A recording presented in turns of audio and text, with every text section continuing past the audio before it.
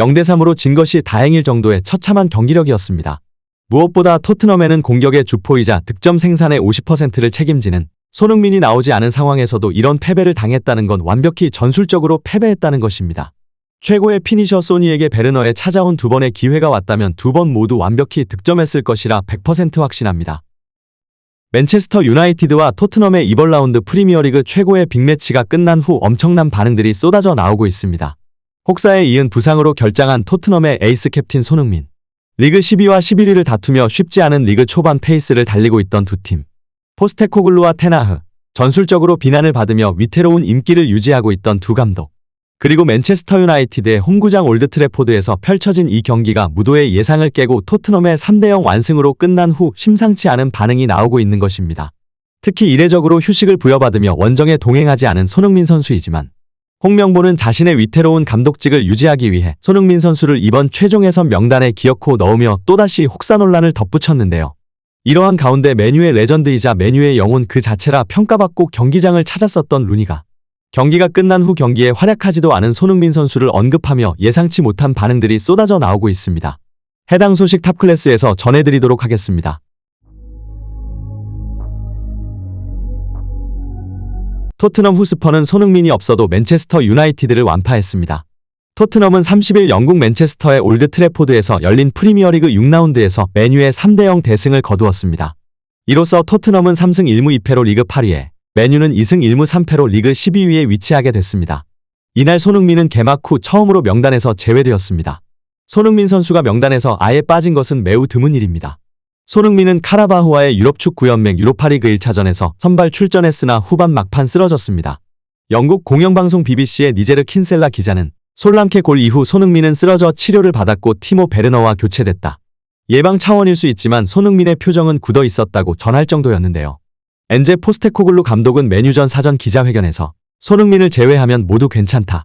물론 손흥민의 상태도 그렇게 나쁘지 않다고 생각한다. 손흥민은 내일 훈련을 원한다. 훈련에서 상태를 보고 결정하려 한다라고 밝혔지만 결국 메뉴전에서 아예 명단에서 빠졌습니다. 손흥민이 빠진 토트넘 공격진은 베르너, 도미닉 솔랑케, 브레넌 존슨이 구성했습니다. 전반 3분 판더펜이 엄청난 퍼포먼스를 보였습니다. 토트넘 수비 진영에서 공을 잡고 그대로 내달리며 스피드로 메뉴 선수 3명 사이를 뚫고 왼쪽 페널티 박스 안까지 깊숙이 들어가 크로스를 올렸고 맞은편에 있던 브레넌 존슨이 선제골을 넣었는데요. 존슨은 컵대회 포함 최근 4경기 연속 골로 기세를 올렸습니다.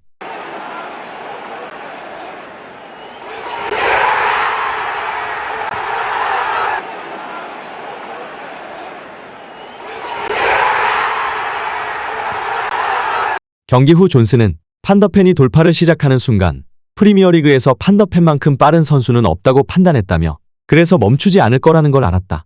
판더펜이 크로스할 수 있는 위치에 있을 때 나는 반드시 그 자리에 있어야 한다는 걸 알고 있었다. 공이 내게 왔고 내가 자유롭게 슈팅할 수 있는 상황이었기에 살짝 웃었던 것 같다. 내가 그 자리에 있어 골을 넣을 수 있었다. 정말 기뻤다고 말했습니다. 판더펜은 내가 공을 가로챈 후 공간이 보이더라. 드리블을 하고 앞을 보니 틈이 보였다. 그래서 돌파해야겠다고 생각했다. 페널티 박스 안에 들어갔을 때 존슨이 항상 뒤쪽 포스트에 있을 거라는 걸 알았다. 골키퍼와 센터백 사이로 강하게 크로스를 넣으려 했다며 솔직히 말해서 골이 들어가는 걸 직접 보지 못했다. 패스하면서 넘어지고 있었는데 우리 팬들이 환호하는 소리가 들렸다.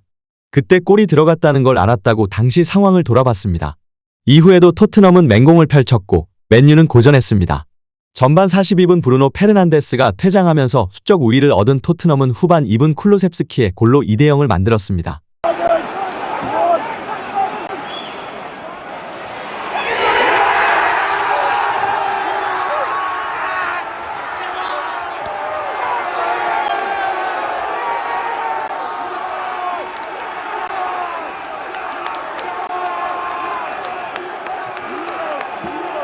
맨유는 반격을 시도했지만 수적 열세를 극복하지 못했습니다.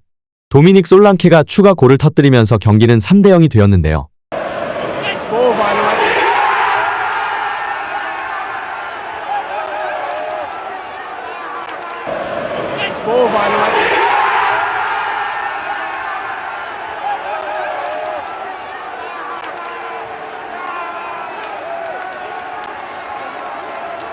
그리고 경기 결과는 대3대0 대승이었습니다. 손흥민이 없었지만 토트넘의 공격력과 압박, 기동성은 압도적으로 좋았고 이날 토트넘은 슈팅 24회, 평균 점유율 60.8% 등을 기록하며 맨유를 압도했습니다. 리버풀과 토트넘 출신이자 잉글랜드 국가대표 출신 제이미 레드냅은 경기가 끝난 후 토트넘의 승리에도 아쉬움을 표하며 만약 오늘 손흥민이 나왔다면 토트넘은 6골을 넣었을 것이다라고 말하며 맨유에 또 다른 굴욕을 안겼는데요. 실제로 이날 손흥민을 대신해 나온 것은 티모 베르너였습니다.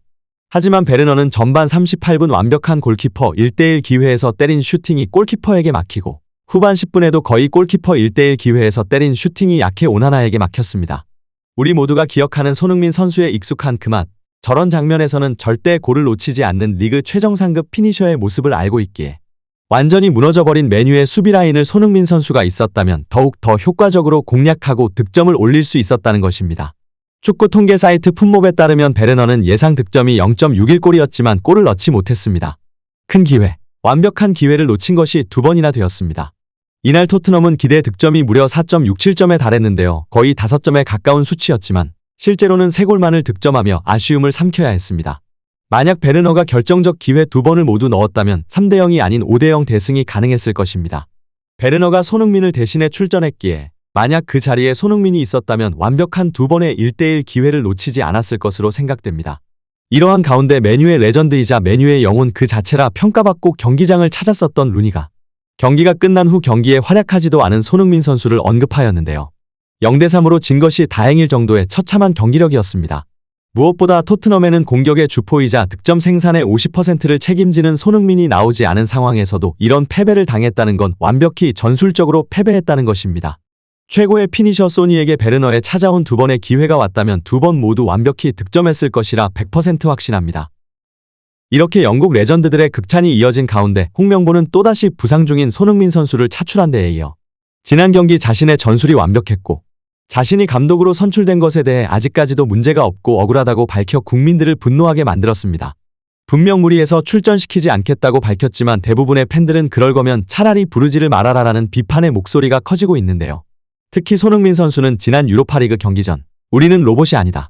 경기 수를 줄여야 더 좋은 경기를 할 수 있다고 토로한 바 있기에 요르단 이라크전 명단에서 손흥민 선수를 소집하지 말고 그에게 휴식을 부여하는 것이 더욱 현명한 선택이라는 것입니다. 앞으로의 관련 소식도 탑클래스에서 계속해서 전해드리도록 하겠습니다. 구독, 좋아요 눌러주시면 영상 제작에 정말 큰 힘이 됩니다. 우리 자랑스러운 탑클래스 선수들 소식 전해드리는 탑클래스TV 정말 열심히 하도록 하겠습니다. 오늘도 끝까지 시청해주신 여러분 진심으로 감사드리며 구독, 좋아요 눌러주신 여러분이 오늘의 탑입니다. 진심으로 감사드립니다.